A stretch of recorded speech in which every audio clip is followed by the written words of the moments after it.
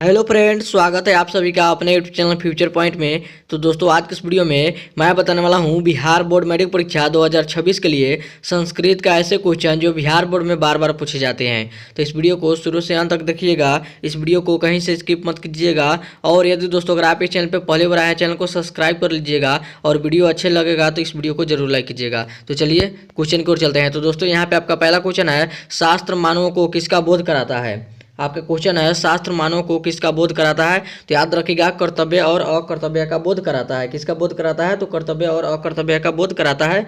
याद रखिएगा, यह भी क्वेश्चन इंपॉर्टेंट है बोर्ड एग्जाम 2026 के लिए। आगे बढ़ते हैं अगले प्रश्न को। तो दोस्तों, यहाँ पे आपका अगला प्रश्न है, मंदाकिनी नदी किस पर्वत के निकट से बहती है। आपका क्वेश्चन है, मंदाकिनी नदी किस पर्वत के निकट से बहती है। बताइए कमेंट करके, किसके पर्वत के निकट से बहती है। तो याद रखिएगा, चित्रकूट पर्वत के निकट से बहती है। यहाँ पे आपका सी ऑप्शन राइट आंसर होगा। याद रखिएगा। चलिए अगले प्रश्न की ओर चलते हैं। तो दोस्तों, यहाँ पे आपका अगला प्रश्न है, वनवास प्रसंग में राम सीता लक्ष्मण के साथ कहाँ पहुँचते हैं। आपके क्वेश्चन है, वनवास प्रसंग में राम सीता लक्ष्मण के साथ कहाँ पहुँचते हैं। बताइए कमेंट करके, कहाँ पे पहुँचते हैं। तो याद रखिएगा, चित्रकूट पे पहुँचते हैं। कहाँ पे पहुँचते हैं? तो चित्रकूट पे पहुँचते हैं। यहाँ पे आपका सी ऑप्शन राइट आंसर होगा। चलिए आगे बढ़ते हैं अगले प्रश्न की ओर। तो दोस्तों, यहाँ पे आपका अगला प्रश्न है, स्वामी दयानंद ने किस नगर में आर्य समाज की स्थापना की है। आपका क्वेश्चन है, स्वामी दयानंद ने किस नगर में आर्य समाज की स्थापना की है। बताइए कमेंट करके, किस नगर में की है। तो याद रखिएगा, मुंबई नगर में की है। यहाँ पे आपका बी ऑप्शन राइट आंसर होगा। याद रखिएगा, यह भी क्वेश्चन इंपॉर्टेंट है। आगे बढ़ते हैं अगले प्रश्न की ओर। तो दोस्तों, यहाँ पे आपका अगला प्रश्न है, कैसे पुरुष सभी जगह सुलभ होते हैं। आपका क्वेश्चन है, कैसे पुरुष सभी जगह सुलभ होते हैं। तो याद रखिएगा, प्रियवादी होते हैं। क्या होते हैं? तो प्रियवादी होते हैं। यहाँ पे आपका सी ऑप्शन राइट आंसर होगा। आगे बढ़ते हैं अगले प्रश्न की ओर। तो दोस्तों, यहाँ पे आपका अगला प्रश्न है, विनय को कौन मारता है। बताइए कमेंट करके, विनय को कौन मारता है। तो याद रखिएगा, विनय को कौन मारता है? तो आकृति मारता है। कौन मारता है? तो आकृति मारता है। यहाँ पे आपका सी ऑप्शन राइट आंसर होगा। आगे बढ़ते हैं अगले प्रश्न की ओर। तो दोस्तों, यहाँ पे आपका अगला प्रश्न है, नर्क के कितने द्वार होते हैं। आपका क्वेश्चन है, नर्क के कितने द्वार होते हैं, कितने प्रकार के होते हैं या कितने द्वार होते हैं। बताइए कमेंट करके। तो याद रखिएगा, नर्क के कितने द्वार होते हैं। तो याद रखिएगा, 3 द्वार होते हैं। कितने होते हैं? तो 3 द्वार होते हैं। यहाँ पे आपका सी ऑप्शन राइट आंसर होगा।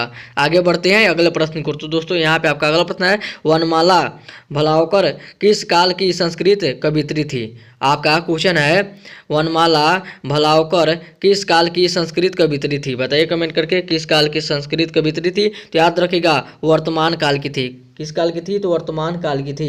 यहाँ पे आपका डी ऑप्शन राइट आंसर होगा। आगे बढ़ते हैं अगले प्रश्न को। तो दोस्तों, यहाँ पे आपका अगला प्रश्न है, आधुनिक काल की संस्कृत लेखिकाओं में कौन अति प्रसिद्ध है। आपके क्वेश्चन है, आधुनिक काल की संस्कृत लेखिकाओं में कौन अति प्रसिद्ध है। बताइए कमेंट करके, कौन अति प्रसिद्ध है। तो याद रखिएगा, कौन है? तो छामा राव है। यहाँ पे आपका सी ऑप्शन राइट आंसर होगा। आगे बढ़ते हैं अगले प्रश्न को। तो दोस्तों, यहाँ पे आपका अगला प्रश्न है, विजयांका का काल किस शतक में माना जाता है। आपका क्वेश्चन है, विजयांका का काल किस शतक में माना जाता है। बताइए कमेंट करके, किस काल में माना जाता है। तो याद रखिएगा, किस काल में माना जाता है। तो याद रखिएगा, अष्टम काल में माना जाता है। किस काल में माना जाता है? तो अष्टम काल में माना जाता है।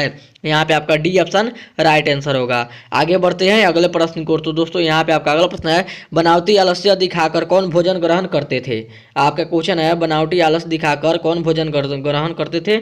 बताइए कमेंट करके, कौन भोजन ग्रहण करते थे। तो याद रखिएगा, धूर्त लोग भोजन ग्रहण करते थे।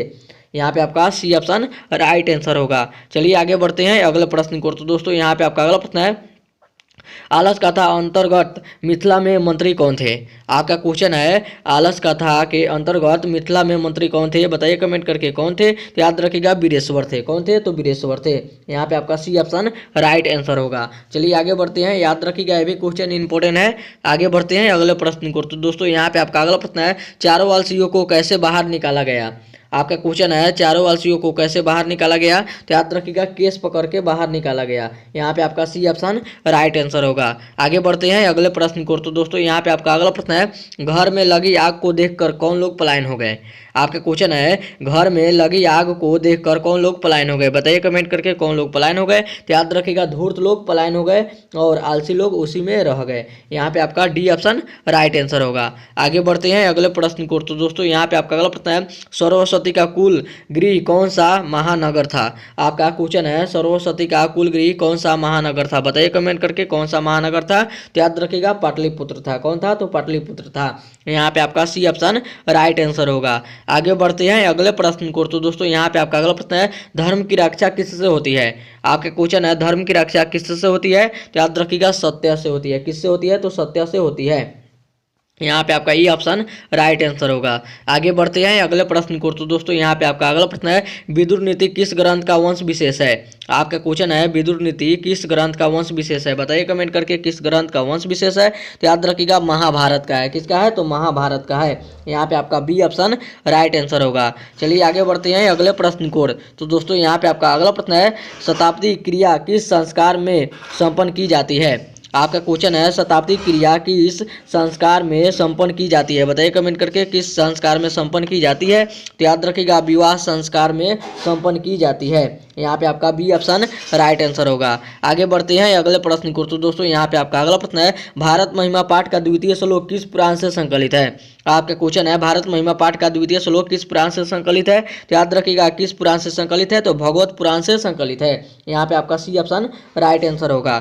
चलिए आगे बढ़ते हैं अगले प्रश्न को। तो दोस्तों यहाँ पे आपका अगला प्रश्न है, वर्तमान काल की संस्कृत लेखिका कौन है। आपका क्वेश्चन है, वर्तमान काल की संस्कृत लेखिका कौन है, बताइए कमेंट करके कौन है। तो याद रखिएगा मिथिलेश कुमारी मिश्र है। कौन है, तो मिथिलेश कुमारी मिश्र है।